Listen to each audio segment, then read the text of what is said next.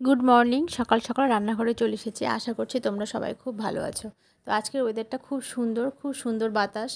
তো আজকে একটা বড় খুব লং রেসিপি হয়ে যাবে, তোমাদেরকে দেখাবো। তো সেটা হলো আজকে একটি উপকরণ দিয়ে আমি 3টে রেসিপি করে দেখাবো। তো বুঝতে পারছো এতক্ষণে তোমরা কি দেখাচ্ছি আমি।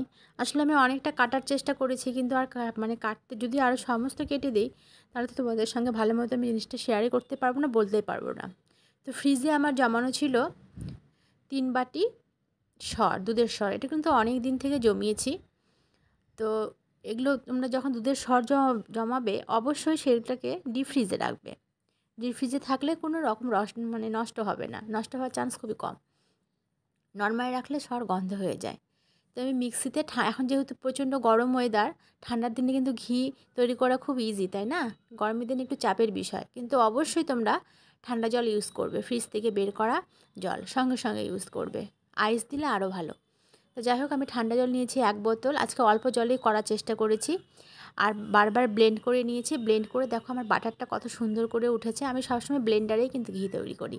তো বাটার উঠে গেছে আমার। বাটারটাকে আবার ঠান্ডা জল দিয়ে দিলাম। 2বার আমি ধুয়ে নিই, তাহলে না ঘিটা খুব সুন্দর হয়। আমার মা তো বলে, ঘি তোমরা বাটার যতবার ধোবে ঘি ঘিটা ততই সুন্দর স্মেল বেরোয়। তা তো আমার মা বলতো। তো যাই হোক, আমি সেটাই সবসময় ফলো করার চেষ্টা করি। তো বাটার উঠে গেছে, আমি ঘিটা চাপিয়ে দিয়েছি। ও ধীরে ধীরে হচ্ছে, একটু নেড়ে দেবো, তাহলে কি নিচে খুব একটা লাগে না। আর যদি তোমরা না নাড়ো না, তার নিচে অনেকটা লেগে যায়। তো যাই হোক, এখন ফ্লেমটা আমার মিডিয়াম টু হাই আছে। তো এইভাবে হয়ে থাক। পাশে আমি যে মাঠাটা বেরিয়েছিল, তোমরা কি বলো আমি জানি না। তো যে এক রকমের দুধ বেরোয় না, সেই দুধটা চাপিয়ে দিয়েছি। ওটা ভিনিগার দিয়ে কাটিয়ে নেব। এটা দিয়ে বানাবো আমি পনির। তোমরা পনির, আমি কিন্তু পনিরই বারবার বানাই, তো আজকে সন্দেশ করে দেখাবো। তোমরা পনিরও করে রান্না করে খেতে পারো, দারুণ হয়। তবে পনিরটা কিন্তু অতটা সফট হবে না, কারণ ওর তো যে ফ্যাটটা সেটা তো বেরিয়ে গেছে না, সেই জন্য কিন্তু পনিরটা একটু হার্ড হয়। তো যাই হোক, এটা দিয়ে আজকে সন্দেশ বানাবো। তো এই যে আমার ঘি ঠান্ডা হয়ে গেছিলো, তারপরে 1 বয়াম ঘি হয়েছে আমার। আমি ছেঁকে নিয়েছি। কালারটা দেখেছো কি গোল্ডেন কালার এসেছে, দারুণ লাগছে না দেখতে?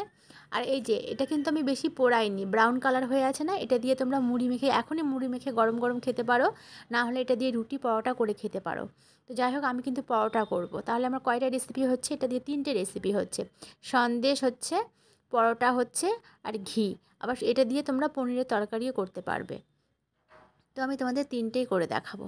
তো যে ছানাটাকে আমি কাটিয়ে মানে কাটিয়ে ছানাটাকে ধুয়ে জল ঝরিয়ে রেখে দিয়েছিলাম, সেই ছানাটা আমি এবার কড়াইতে দিয়ে দেবো। দিয়ে ছানাটা থেকে যখন ছানাটাকে না নেড়ে চেড়ে যখন সফট হয়ে যাবে, এর মধ্যে একটু লিকুইড দুধ দেবো। আমার দুধ আগে থেকে জাল করার ফ্রিজে আছে, ঘন দুধ। সেই দুধটা দিয়ে দেবো। দিয়ে দুধের জলটাকে পুরো মেরে দেবো। তারপরে যে আমি হাফ ছানা রেখেছি সেটা দেবো। আর এখানে অবশ্যই 1 চামচ তোমরা ঘি ইউজ করবে। আমি যে ঘিটা তৈরি করেছি সেখান থেকে 1 চামচ ঘি দিয়ে দিলাম। তো এটা আমার বাড়ির তৈরি করাই ঘি, কিছুদিন আগে করেছিলাম। ঘিটা অবশ্যই দেবে, কারণ কি ছানাতে কিন্তু ফ্যাটটা নেই, ফ্যাটটা তো বেরিয়ে গেছে। একবার সর তুললাম, আবার ঘি বানালাম, তাই না? ফ্যাটটা কিন্তু নেই। তো যাই হোক, ঘিটা অবশ্যই দেবে। তারপরে আমি এটা কিন্তু নলেন গুড়ের করছি, তোমরা চিনি দিয়েও করতে পারো। নলেন গুড় দিয়ে লাস্টে আমি নলেন গুড়টা দিয়ে দিলাম। জলটা মেরে নামিয়ে ওটাকে পিস পিস করে পরে আমরা খেয়ে, তোমাদেরকে কিন্তু সেটা আমি দেখাতে পারিনি, কারণ করে করতেও নেই, খেতেও নেই, শেষ হয়ে গেছে, সেটা আমার ভিডিও করা হয়নি। তো এইভাবে সন্দেশ করে নেবে। আর এই যে কাঁচিটা ছিল, তারপরের দিন সেটাকে আমি ওর মধ্যে একটু লবণ, আটা আর গুড় দিয়ে মেখে সুন্দর সুন্দর করে পরোটা তৈরি করে নেব। তো 3টে রেসিপি আমার হয়ে গেল। আমি 4টে করতে চেয়েছিলাম, এই পনির দিয়ে একটু তরকারি করতে চেয়েছিলাম, কিন্তু কী হয় বলো তো, আমার এই পনিরের তরকারিটা আমার মেয়ে খেতে চায় না, কারণ এই পনিরটা পুরো হার্ড হয়ে যায়। তো তোমরা যারা পনির ভালোবাসো তাদের তো হার্ড আর সফটের কোনো ব্যাপার নেই, তোমরা তরকারিও কিন্তু খেতে পারো বা ঘুগনিতেও দিতে পারো। তো আমি এটাকে রেস্টে রেখেছিলাম।